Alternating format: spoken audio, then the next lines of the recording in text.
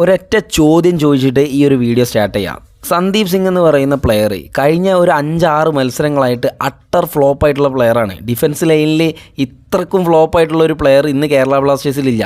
വീണ്ടും സന്ദീപ് സിംഗിനെ ആ ഒരു റൈറ്റ് ബാക്ക് പൊസിഷനിൽ കൊണ്ടുവന്നിട്ട് എന്തിനാണ് ഇങ്ങനെ ഒരു സ്ക്വാഡ് ഇദ്ദേഹം കൊണ്ടുവന്നതെന്ന് ഇപ്പോഴും ആരാധകർക്ക് ആർക്കും അറിയില്ല. എന്തിനു കൊണ്ടുവന്നു എന്നുള്ളത് ഒരു ചോദ്യചിഹ്നം മാത്രമാണ്. സോ ഇതിൻ്റെ വ്യക്തമായിട്ടുള്ള ഉത്തരം നമുക്ക് സെക്കൻഡ് ഹാഫിൽ കിട്ടും. പ്രബീർ ദാസിൻ്റെ ആ ഒരു കടന്നു വരവോടുകൂടി 80 മിനിറ്റുകൾക്ക് ശേഷം കേരള ബ്ലാസ്റ്റേഴ്സ് കളിച്ചിട്ടുള്ള കളി എന്ന് പറയുന്നത് സത്യം പറഞ്ഞാൽ ആരാധകർക്ക് ഒരുപാട് പ്രതീക്ഷ നൽകുന്നതായിരുന്നു. നല്ലൊരു സ്ക്വാഡില്ലാതെ ബാംഗ്ലൂർ FCക്കെതിരെ ശ്രീകണ്ഠീരവയിൽ പോയിട്ട് മത്സരത്തിന് ഇറങ്ങുമ്പോൾ ബ്ലാസ്റ്റേഴ്സ് ആരാധകർക്ക് ഏറെക്കുറെ ഉറപ്പായിരുന്നു ഈ മത്സരം പരാജയപ്പെടുന്നുള്ളത്. പക്ഷേ 4 ഗോളിനൊക്കെ മൂഞ്ചി തെറ്റി പരാജയപ്പെടുന്നുള്ളത് ഒരിക്കലും പ്രതീക്ഷിക്കാത്തൊരു കാര്യമാണ്. മത്സരം ആരംഭിച്ച ഒരു ഫസ്റ്റ് ഹാഫിലെ ഈ ഒരു മത്സരം എടുത്ത് നോക്കുകയാണെന്നുണ്ടെങ്കിൽ ഫ്ലോപ്പിൻ്റെ കാര്യത്തിൽ മാത്രം എടുത്ത് പറയാനുള്ളൂ. എന്തുകൊണ്ടാണ് മിഖായൽ സ്റ്റെഹ്റ എന്ന് പറയുന്ന ആ ഒരു കോച്ച് ഇത്രക്കും ഫ്ലോപ്പായിട്ടുള്ള ഒരു ഡിഫൻസ്, അല്ലെങ്കിൽ ഇത്രക്കും 11-12 കളി കഴിഞ്ഞിട്ടും ഇത്രക്കും ഒരു സ്റ്റേബിൾ അല്ലാത്തൊരു ഡിഫൻസ്, ഒരു സ്റ്റേബിൾ അല്ലാത്തൊരു സ്ക്വാഡ് വീണ്ടും കളിക്കളത്തിലേക്ക് കൊണ്ടുവരുന്നതെന്ന് മനസ്സിലാവുന്നില്ല.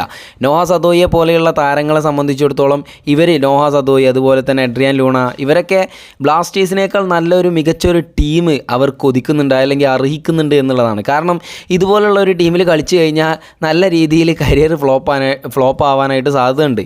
മാനേജ്മെൻറ്റിൻ്റെ പല കാര്യങ്ങളും നമ്മൾ എടുത്തു പറയേണ്ട ആവശ്യമില്ല, കാരണം അതെല്ലാ വീഡിയോസിലും പലരും പല രീതിയിലും ചർച്ച ചെയ്യപ്പെടുന്നതാണ്. പക്ഷേ നമുക്ക് ഇനിയും വേണ്ടത് ഇത്ര നേരമായിട്ടും ഇങ്ങനെ ഒരു കോച്ചിൻ്റെ തീരുമാനങ്ങൾ ഇപ്പോഴും ആരാധകരെ നല്ല രീതിയിൽ നിരാശപ്പെടുത്തുന്നുണ്ട് എന്നുള്ളതാണ്.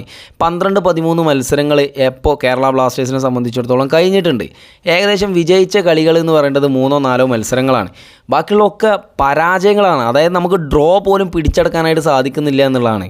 മത്സരത്തിൻ്റെ ആദ്യ പകുതിയിലേക്ക് വരുമ്പോൾ ഡിഫൻസ് ലൈന് വരുത്തിയിട്ടുള്ള ആ ഒരു പിഴവുകൾ സത്യം പറഞ്ഞാൽ നമ്മൾ പ്രീ മാച്ച് ടോക്കിങ്ങിൽ അതായത് മിലോസിൻ്റെ പകരം കൊയ്ഫിനെ കൊണ്ടുവന്നാൽ നല്ല ടോപ്പ് ആയിരിക്കും എന്ന് പറഞ്ഞിട്ടുണ്ടായിരുന്നു. ബട്ട് അതെനിക്ക് വേണ്ടാന്ന് തോന്നി. കാരണം അതൊരു ഒരു മിസ്അണ്ടർസ്റ്റാൻഡിങ് ആയിട്ടുള്ള ഒരു ഡിസിഷനായിപ്പോയി. കാരണം അത്രക്കും ഒരു ലോക്കലായിട്ടുള്ള ഒരു ഡിഫൻസ് ആയിട്ടാണ് കേരള ബ്ലാസ്റ്റേഴ്സ് ഈ ഒരു സീസണിൽ തന്നെ ഇറങ്ങുകയും ഈ ഒരു മത്സരത്തിൽ ഒരുപാട് പ്രതീക്ഷകളുണ്ടായിരുന്നു. കാരണം കുറച്ചൊക്കെ ഊക്ക് വാങ്ങിയാൽ മതി എന്നുള്ള പ്രതീക്ഷകളുണ്ടായിരുന്നു. പക്ഷേ 4 വാങ്ങുക എന്ന് പറഞ്ഞാൽ അത് കുറച്ച് ഊക്ക് ഏറിപ്പോവും.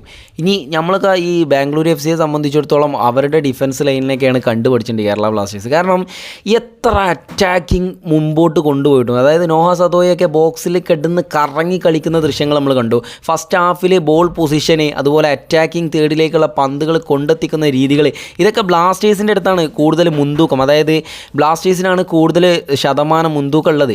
സോ എന്നിട്ടും ഒരു ഗോൾ കണ്ടെത്താനായിട്ട്, നല്ല ഡേഞ്ചറസ് ആയിട്ടുള്ള അറ്റാക്കിംഗ് ഉണ്ടാക്കാനായിട്ട് ബ്ലാസ്റ്റേഴ്സിനെ കൊണ്ട് സാധിക്കാത്തതിൻ്റെ പ്രധാന കാരണം എന്ന് പറയുന്നത് ബാംഗ്ലൂർ FCയുടെ ഡിഫൻസാണ്. മത്സരത്തിൻ്റെ സെക്കൻഡ് ഹാഫ് ഏറെക്കുറെ ബ്ലാസ്റ്റേഴ്സ് ആരാധകർ കാണണ്ട എന്ന് വിചാരിച്ചിട്ടുണ്ടാവും. പക്ഷേ കാണാത്തവർക്ക് ചെറിയ നഷ്ടമൊക്കെ സംഭവിച്ചിട്ടുണ്ട്.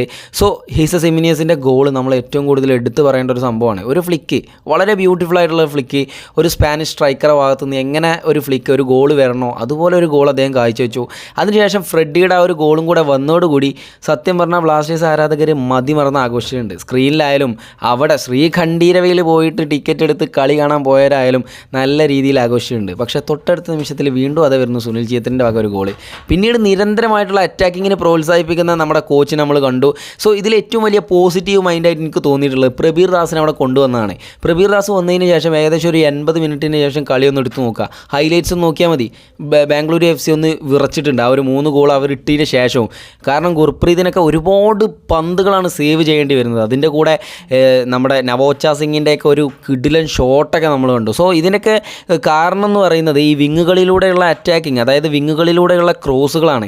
അത് നമ്മൾ സന്ദീപ് സിംഗിൻ്റെ അടുത്ത് നിന്ന് ഫസ്റ്റ് ഹാഫിൽ കണ്ടിട്ടുള്ള ക്രോസുകൾ എന്ന് പറയുന്നത് നിലം പറ്റി വരുന്ന ക്രോസുകളാണ്. ഇതൊക്കെ നെവറായിട്ട് ഡിഫൻസ് ചെയ്ത് ഒഴിവാക്കുന്ന ബാംഗ്ലൂർ FCയുടെ ഡിഫൻഡർമാരെ കണ്ടു. പക്ഷേ സെക്കൻഡ് ഹാഫിലേക്ക് വരുമ്പോൾ നമ്മുടെ പ്രബീർ ദാസിൻ്റെ ക്രോസുകളൊക്കെ കൃത്യമായിട്ടാണ് വന്നിട്ടുള്ളത്. ക്വാമി പെപ്ര എന്ന് പറയുന്ന താരം എങ്ങനെയെങ്കിലൊക്കെ ഈ മത്സരം വിജയിച്ചാൽ മതിയായിരുന്നു എന്ന് വിചാരിച്ച് കളിക്കുന്ന രീതിയിലാണ് കണ്ടിട്ടുള്ളത്. സോ ഈ ഒരു സീസൺ എന്തായാലും ഫ്ലോപ്പായി. ഇനി പ്രതീക്ഷകൾ അമർപ്പിക്കുന്നതിൽ അർത്ഥമില്ല. എന്തായാലും ഇനിയുള്ള ഡിസ്കഷനും കാര്യങ്ങളൊക്കെ മാനേജ്മെൻറ്റിനെ തെറി വിളിക്കുക എന്നുള്ളതാണ്.